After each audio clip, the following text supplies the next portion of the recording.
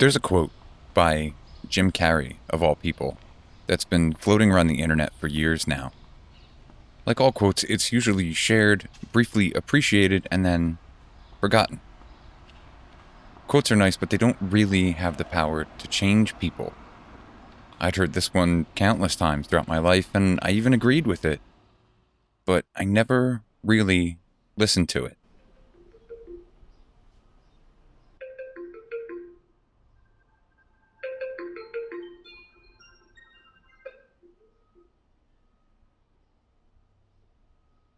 Hey, boss. Hey, Keith. So there's no easy way to broach this, so I'll just be as direct as I can. Over the last year, we lost a couple of our funding grants, and one we were holding out hope for just fell through.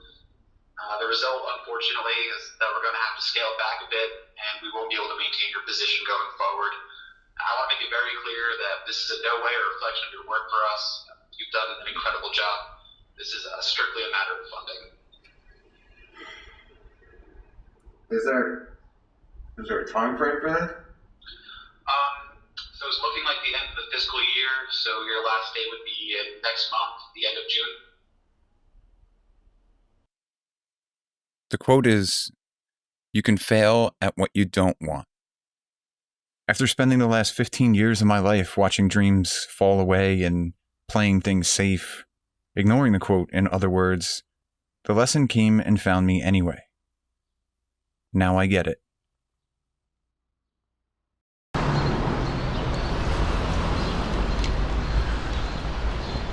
So I didn't really have quotes like that growing up. The big one I remember was work hard, stay honest, and they can't take anything from you. It was my dad. And after 20 years of trying it, I think he might have been wrong. Because despite a lot of work and a lot of struggle and a lot of distance between me and the things I used to think I wanted to do, I ended up here. And by here I don't mean very dark, shadowy West Philadelphia with this guy. This is Woodstock, by the way. Say hi. By here I mean something else entirely. Oh my God, so cute. Aww, thank you. So, a few things up front. A lot of the things I say in this series will be true. Some may be distortions and others may not be true at all. But what is true is that my name is Keith. I'm 37. I'm in the worst shape of my life, as you can see. And in about a month, I will be losing a job I never really wanted in the first place. And it feels like starting over. So I figured if I'm starting over, I might as really well start over. My arm's tired. It's hot. Let me explain. It's Mark again, my brother Keith. Look, it's Mark! And Woodstock. Hey, Woodstock. Hey!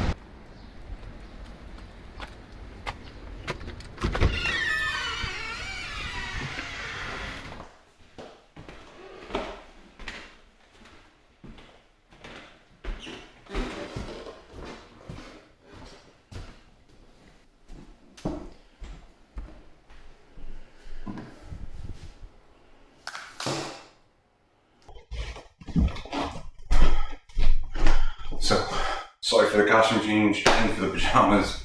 I have to be at the hospital in about 45 minutes, and as usual, I'm running incredibly late. So, what is it that we're doing here? What the hell are you watching? It's essentially an answer to a question that nobody asked, which is, what does it look like when people don't chase their dreams? To start, that's part one. Let me back up. There are 1,000,000,001 videos, feature films, you name it, centered on people who followed their dreams, sacrificed everything, took huge risks, and it paid off. There's even some good videos and films about people who took those risks, chased their dreams, and failed spectacularly. there are substantially fewer videos, films, you name it, about people who didn't try. People who simply played it safe, took the road they were supposed to take, lived their lives quietly, and faded away. And there's a reason for that, because nobody usually wants to see those. They are boring and depressing stories. But in my opinion, I think that they're valuable. I think it's important to show the risks involved with not taking risks. We all hear about the risks of chasing your dreams. You know, you're putting financial stability on the line, your future, you're not going to college, you're leaving school early, you're maxing out credit cards, whatever it is you're doing to pursue your dreams, you're taking those risks. But what we don't often hear about are the risks of not trying those things. And those risks are things that have become very, very clear to me in, well, the last 20 years, but certainly the last month. I think people should know what they're weighing their options against. It's not as cut and dry as it once was, say, for my father's generation, back when he truly believed that if you work hard and be honest, they can't take anything away from you. That's not necessarily true. You're not necessarily balancing financial risks versus your dreams against financial stability and not your dreams. Because there's not a whole lot of stability in not your dreams either. And that's kind of what I wanted to show, or at least start with here. My realization of that at the ripe old age of 37. And the second part of this is an attempt to answer a question. It's a quote, actually. Another one. They seem to be everywhere. The idea that you're never too old. This is one that I've heard forever. I'm sure everybody else has. And I've always kind of rolled my eyes at it because it just seems like one of those things that sounds good, but isn't really true. You know, if you're 70 years old, it might be too late to start becoming a professional BMX rider or something. But in a larger sense, in a less specific sense, it might be true. I don't know. But where I am right now in my life, I kind of have to believe that it is. I kind of have to believe that there are more options left for me than simply applying to other similar safe jobs, getting another one and getting back on the wheel and waiting another 4 or 5 years for this to happen again. So here we are. I have a camera. I am walking down the street making a fool of myself by pointing it at me in the middle of West Philadelphia. I'm doing a lot of things that I always thought one day I might want to do, but just never did. So this week, with the push of being laid off from work, I did a couple things that I needed to do for a long time and hadn't. I went and got adult braces. Slide down to the other side there. Okay? Mm-hmm. I'll show you them later. I hit the gym a couple last times.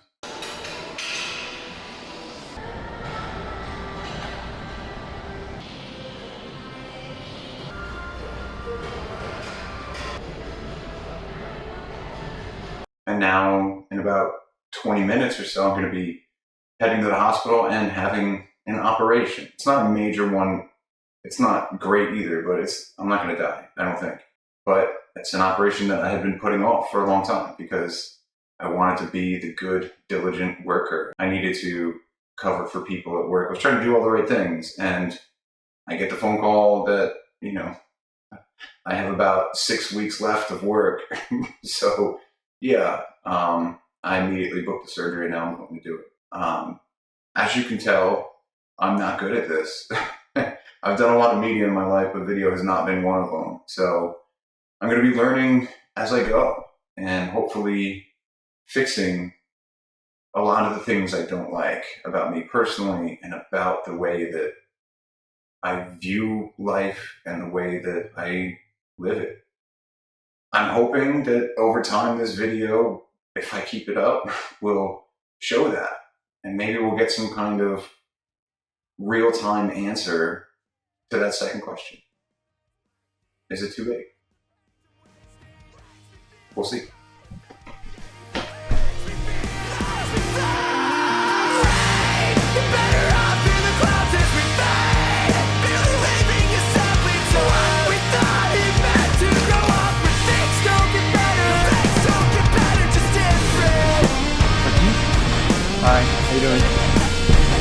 depends what the